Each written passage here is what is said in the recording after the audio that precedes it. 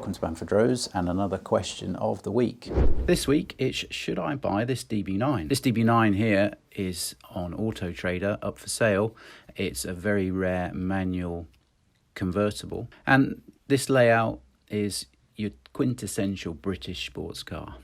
6 litre V12 naturally aspirated engine up front, rear wheel drive, stunning looks, classic, understated, really is a cracking beautiful car. Clarkson gave this a bad review when it came out. This was because Aston changed the handling and driving experience away from the coupe just to make the coupe feel better. I never agreed with that at the time. If you're going to make a car, you might as well make it the best you can. And it's very easy to retrofit newer DB9 components to get this car handling as good as modern stuff. A very good customer of ours has had a look at this car and he was thinking of buying it as a second Aston.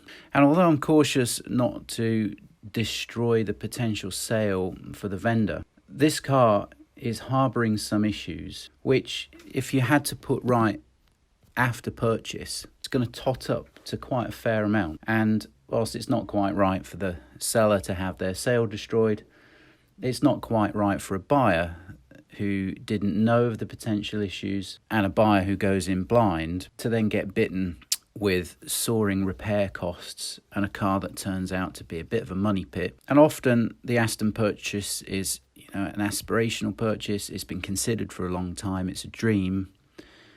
And for then to see people who have that dream turned into a nightmare is a bit upsetting. So, it's not quite fair for whoever buys this car to buy it at face value for the sticker price. It's also a good example to talk about because explaining the issues with this car is sort of what this channel stands for. Predominantly we're a workshop and we're going to be identifying problems. So on our YouTube channel, where we talk mainly about workshop issues, then it's always going to be talking about problems, So our YouTube channel is always going to have an air of negative content about it, but that's to be seen really in a positive light to arm yourself with information. On our Facebook and Instagram, we do a lot of branding and a lot of waving of the Aston flag, and a lot of the information that we put out is to arm as much as we can potential buyers and owners with an insight into the problems so they don't get caught out by them. That means arming the potential purchaser with a range of issues to look out for and arming current owners with insights and info into what goes wrong, so perhaps preventative maintenance can stop those issues from happening. And all that aggro is worth it because these cars are drop dead gorgeous. They're timeless, classic, understated. Any of these Gaydon Generation 1 DB9 V8s you can get out of in the centre of town and you don't stick out like a sore thumb like you would do in a Lamborghini or a Bentley. And especially now, these Gaydon era cars have depreciated to the values that they are currently trading at. For that sum of money, what else can you buy? Well, it would typically be a Porsche, a Maserati, and arguably those cars just don't have the classic, understated, drop-dead gorgeous looks of the Aston. And an Aston is British. So onto this DB9. Now, on the surface, it's been polished to within an inch of its life and looks absolutely stunning on the outside. But a bit of a closer inspection and take it for a drive, it's clear that it needs some TLC. Now, the car's been stood for quite a while, and you can see by doing an MOT history check, it needs 4 new tyres because they're age deteriorated or perished. So stick a set of decent Michelins on it, that's going to be £1,000. It's got quite a bad misfire. This is alarming because of the catalyst issue, which we all know about by now. It's going to need 12 coils, put a set of plugs in whilst you're there, and with gaskets, that's going to total about £1,800. It definitely needs a major service, call that £750. Now on test drive, it clearly needed a clutch. It was biting right at the very top and the pedal felt a bit wooden. With that, all that lot is probably going to come in at about £8,000. Then no doubt when you've got it in the workshop, its aircon system will need a bit of attention. DB9s of that age are prone for failing door modules. Roof module will need some attention. Maybe it needs brakes. So it's quite easy on that car to expect to put it into a workshop, spend 10k on it to get it up to fine fettle and good usable state. But then a DB9 Volante of that age, one of those factory restrictions they made on handling to separate it from coupe. As odd as this sounds, the DB9 Volante compared to coupe doesn't have a rear anti-roll bar. So retrofitting of roll bars, it's probably going to need some suspension wishbone arms, and all it needs is 4 lowers, which typically at that age and mileage they do, and that's about £1,500. It's going to need a geo. It's going to need,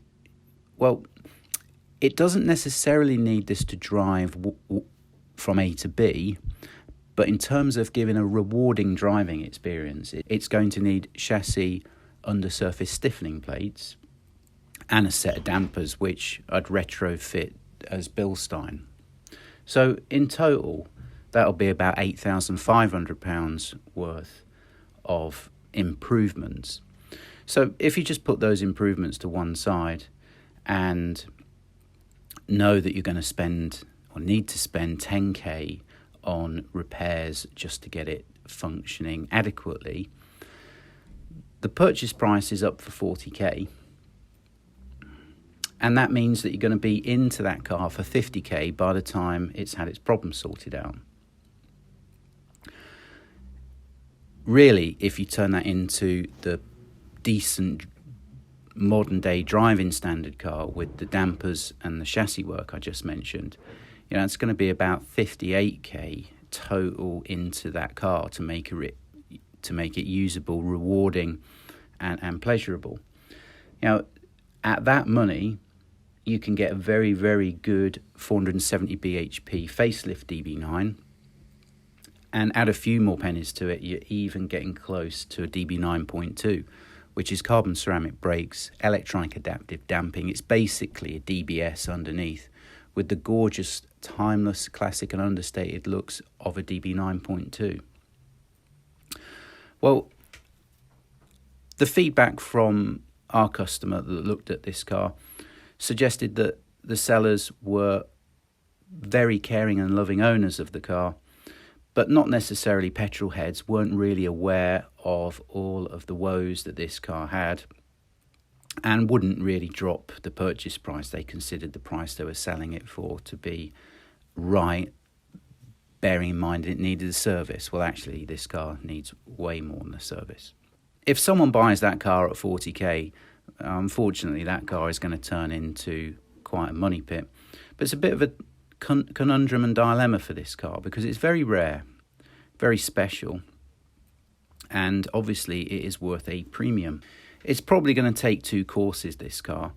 It's been up for sale for a while, so either they'll decide, because they've had feedback from a few people that they've identified it needs some money spending on it, and probably they've had some lower offers.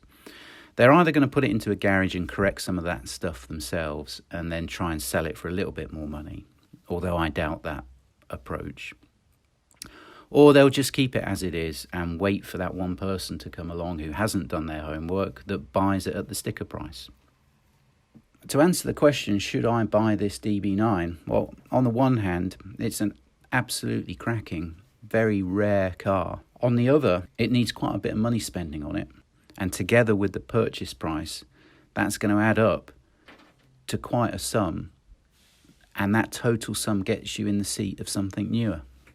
So ultimately, this is either going to end up a purchase that in the long term someone fettles back to a perfect driving state, and that all up price is absorbed over years and doesn't ever really total a grand figure because the owner has just chipped away at it. Or sellers do need to get a bit realistic, and although this is a mighty fine special rare car, and although 40k might seem a good sticker price for it, considering its all up cost after repairs, the sticker price really does need reducing by about 10k. This is an issue that affects lots of cars, whether it's a 4.3 V8 or a DB9 like this. If you consider the purchase price plus any likely repairs, does that all up price get you into the bracket of the next model up? As more prospective buyers become aware of that and cars like this don't sell, perhaps naturally the prices will adjust and cars like this be advertised a bit lower. Anyway, what do you think about this DB9? We'd love to hear your comments, and if you could like and subscribe, that will really help us.